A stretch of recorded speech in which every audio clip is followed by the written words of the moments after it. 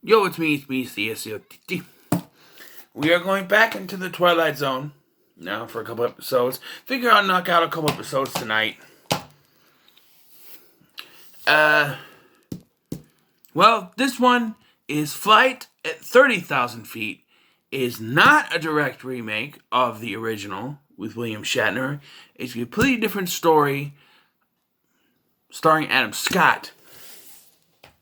And it tells the story of Justin, played by Adam Scott, who is dealing with PTSD from some sort of incident. It's never really spelled out, but he's dealing with PTSD. Even his wife doesn't think it's a good idea for him to go on this flight.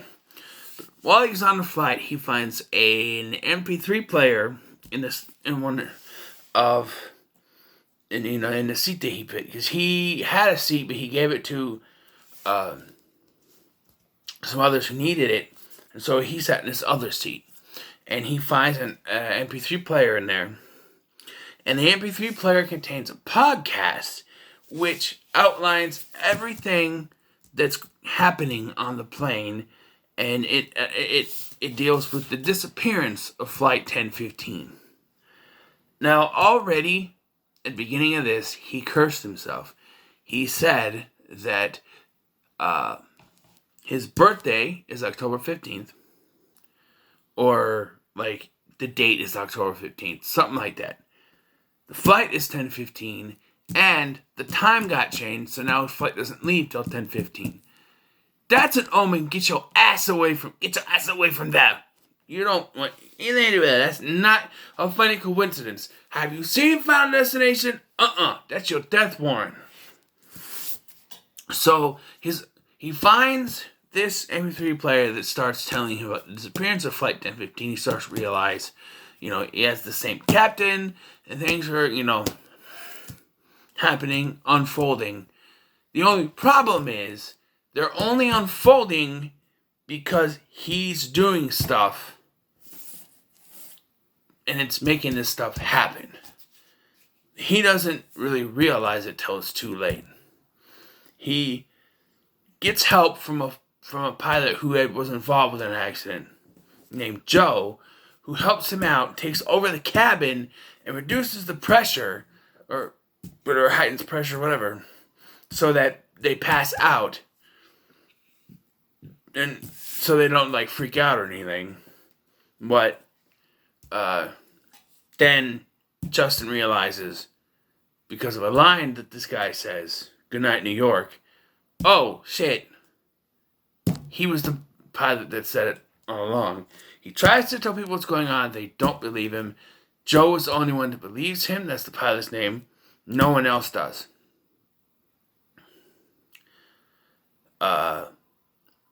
And I understand people are going to freak out about certain things when he starts, But there's a guy, a Russian, that's supposed to be going into witness protection. He blurts out what this guy is in trouble for. The Russian mob is after him.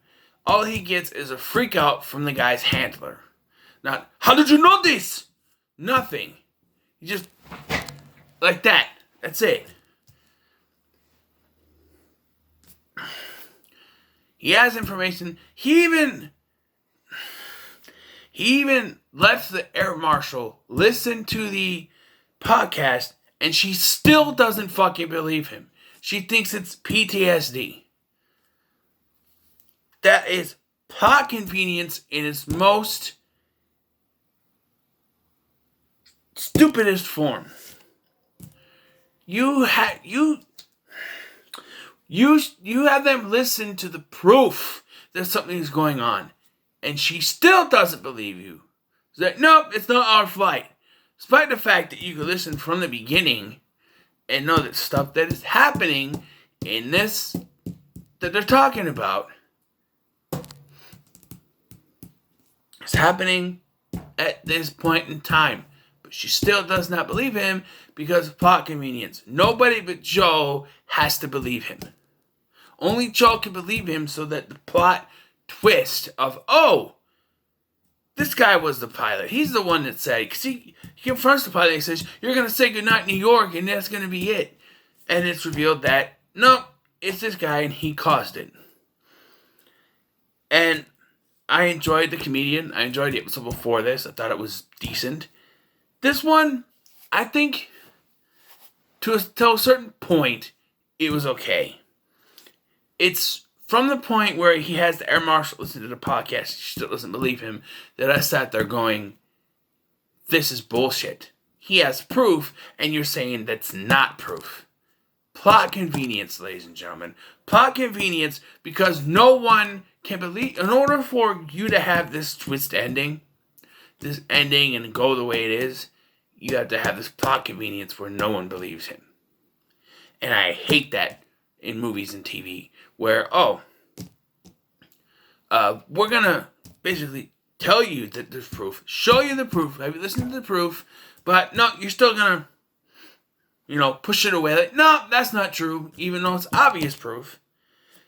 Things you're listening to have already fucking happened, but nope, it's not true.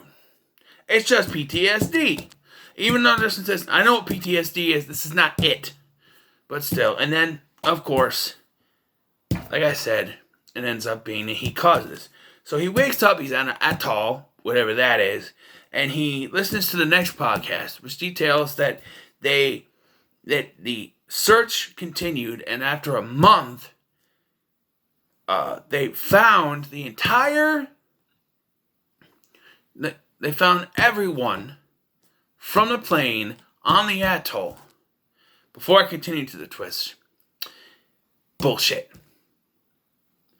1 fucking month and an atoll and over 100 and some people on the atoll survived a month on a little ass atoll with no food, no way to survive, no drinkable water, nothing. They survived a month. Bullshit. And this is where the twist really pisses me off. They say the only one that didn't find was Justin. And that's because we see they beat the shit out of him. Basically, they kill him, and they say, we don't know what happened. The only problem is, what about Joe? What about Joe? Joe believed him. He wouldn't beat the shit out of him, or killed him, whatever. And he wouldn't have went along with it. He wouldn't have. What happened to him? What happened to Joe? He was flying the fucking plane. Is he dead? Because then what they say about them all being alive is bullshit, because he would be dead. What happened to Joe? That's not resolved. That is not resolved within the plot. I understand it's supposed to be, now I understand when you have certain characters, like characters who do bad things, like in the first episode, the comedian. He became very greedy. He became very selfish in what he was doing just to get his career. So by sacrificing his own life, he got his just desserts. He got what he deserved because he was so selfish. Here, all Justin was trying to do was save people, and he gets killed for it. And like I said, what about Joe?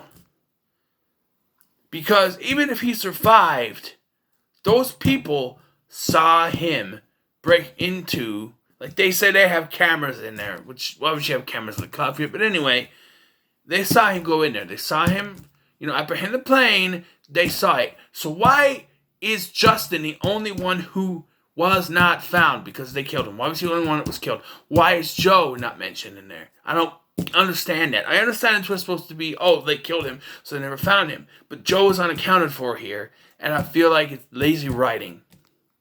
I feel like they didn't think about it. They didn't think about Joe. Like, there's not one person that said, what about the pilot guy? What happened to him? No one said that? No one thought about this? I feel like there's poor writing here. I hope it gets better from here, because the first one was okay. This one was fine up until a certain point, and then just crashed, pun intended. But for now, I'm continuing forward with the next one. So what are your thoughts on this episode? Let me know in the comments below. Make sure to like, share, and subscribe. Thank you for watching. I've been Scotty. See you next.